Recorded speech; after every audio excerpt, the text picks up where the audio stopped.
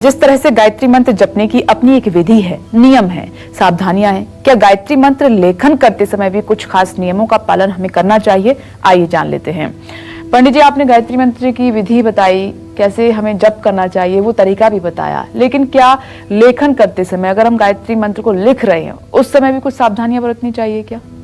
देखिए, सावधानी तो बरतनी चाहिए इसलिए कि चाहे आप लिख रहे हों और चाहे आप जप कर रहे हैं, है तो ये साधना, ठीक है ना। आप एक बहुत बड़ी चीज को साधना चाहते हैं, बिल्कुल। वो चीज है ये प्रकृति, वो चीज है ब्रह्म, परम ब्रह्म, परमात्मा, उसको आप सानिध्य में पहुंचना चाहते हैं। तो साधना में सावधानियां तो जरूरी होती हैं और नियम उसके होते हैं। बिल्कुल। तो जैसे एक कॉपी लेकर के उसमें लाल या नीले रंग की स्याही वाले पेन से शुद्धता पूर्वक गायत्री मंत्र लिखा जा सकता है। इसके लिए कोई विशेष नियम नहीं होता है। जब 24,000 मंत्र पूरे हो जाएं, तो ये कॉपी गायत्री मंदिर में भी आप भेंट कर सकते हैं या अपने ही घर में एक लाल कपड़े में लपेट करके इसे रख सकते हैं। मंत्र लेखन करते समय किन बातों का ध्यान रखना चाहिए, ये भी जान लीजिए। लेखन करते समय गायत्री मंत्र के अर्थ का मन ही मन चिंतन करना चाहिए। मंत्र लेखन में जल्दबाजी ना करें, स्पष्ट और शुद्ध मंत्र लेखन करें। जिस किताब में मंत्र लिख रहे हैं उसकी शुद्धता का भी ध्यान रखें। मंत्र लेखन किसी भी समय, किसी भी स्थिति में अस्वस्थ व्यक्ति भी कर सकते हैं।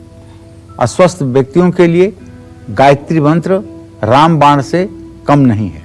रामबाण से ज्यादा गायत्री मंत्र ऐसे लोगों के लिए लाभदायक है जो लोग स्वास्थ्य से किसी न किसी तरह से पीड़ित हैं।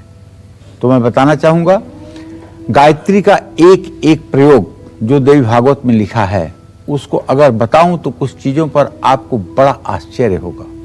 जैसे अभी हाल में बंबई में बाढ़ आई थी, कोल्हापुर का महालक्ष्मी मंदिर के भी परिसर में पानी डूब गया था। वहां एक लोग हैं, पंडित जी हैं, उनसे हमारा अच्छा परिचय है, हमसे मिलते जुलते हैं। उन्होंने फोन किया कि भीड़ की इतनी भयावह स्थिति हो रही है, क्या किया जा सकता है।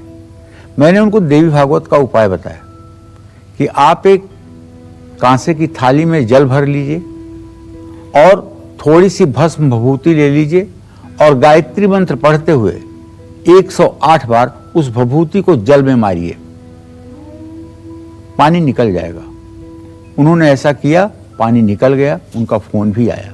देखिए, आप भी कभी अगर अतिवृष्टि से परेशान हो और आपको लगता है कि ये पानी अब जीवन नर्क कर दे रहा है, तो आपको चाहिए कि आप एक थाली में पानी भरकर और शुद्ध भस्म लेकर 108 बार गायत्री मंत्र पढ़ते हुए पानी में आप अगर छिड़केंगे राख, तो बरसात बंद होगी और उसी क्षण बंद होगी। दूसरी बात, अगर बरसात नहीं हो रही है, एकदम सूखा और त्राही त्राही हो गया है, तो 8 लोग मिल करके एक मंडल में, गोलाकार मंडल में बैठिए और सब लोगों के सामने एक चांदी की थाली होनी चाहिए और उसमें गंगा जल होना चाहिए और सब लोगों के पास एक कटोरे में गाय का दूध होना चाहिए और चांदी का चम्मच होना चाहिए। 108 बार गायत्री मंत्र बोलते हुए एक चम्मच दूध उस थाली में डालिए। ऐसे 108 बार डालिए।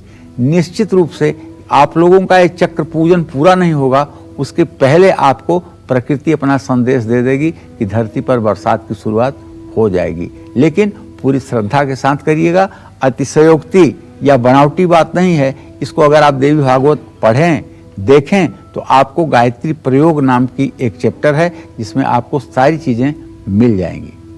और जो लोग गायत्री उपवास रखना चाहते हैं वो कैसे उपवास रख सकते हैं, आइए जान लेते हैं। पंडित जी, ये तो साधना करने की बात हो गई, गायत्री मंत्र जप की बात हो गई, लिखने की बात हो गई, लेकिन जो उपवास करना चाहते हैं वो कैसे करें? क्या नियम है, क्या बातें हैं, क्या सावधानियां हैं जिनको हमेशा ध्यान में रखें? देखिए, जो लोग गायत्री मंत्र का जप और मंत्र लेखन के साथ साथ गायत्री उपवास भी रखना चाहते हैं, वो रविवार के दिन गायत्री का उपवास रखें। इस दिन निराहार रहकर सिर्फ जल से दूध, फल, छाछ पीकर या अपनी क्षमता अनुसार व्रत रख सकते हैं। जो कठिन उपवास नहीं कर सकते हैं वो एक समय बिना नमक का भोजन करके व्रत रखें।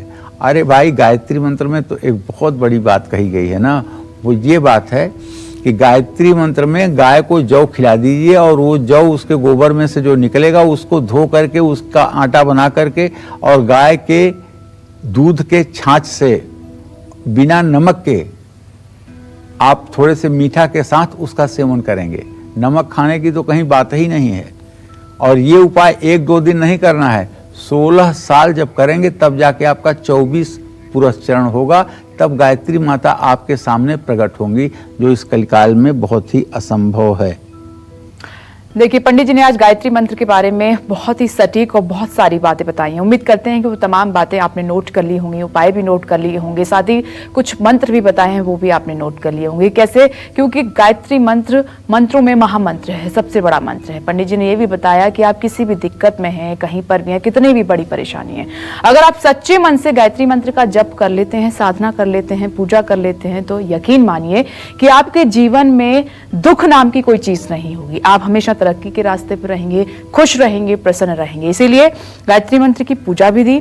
गायत्री मंत्र का जाप आपको कैसे करना है, अगर आप जाप नहीं कर सकते, लिख सकते हैं, तो वो भी पंडित जी ने आपको बताया कि लिखते समय आपको गायत्री मंत्र को जब लिख रहे हैं तो किन बातों का आपको विशेष तौर पर ध्यान रखना है। उम्मीद करते हैं ये आपने नोट कर लिया होगा। और जिस कॉपी में आप गायत्री मंत्र लिखेंगे उसको इधर उधर नहीं फेंकना है, या तो आप मंदिर में दे दें या फिर आप लाल कपड़े में लपेटकर अपनी तिजोरी में रख सकते हैं, अपने घर में रख सकते हैं। और साथ ही अगर आप व्रत रखना चाहते हैं, उपवास रखना चाहते हैं, तो पंडित जी ने यह भी बताया है कि आपको उस समय किन बातों का विशेष तौर पर ध्यान रखना होगा। चलिए, इसी के साथ उम्मीद करते हैं कि आज का विषय आपको बहुत पसंद आया होगा। कल फिर एक नए विषय के साथ आपसे होगी मुलाकात। आज दीजिए कालचक्र की पूरी टीम को इजाजत। पंडित जी, इसी के साथ आपका बहुत बहुत धन्यवाद। नमस्कार।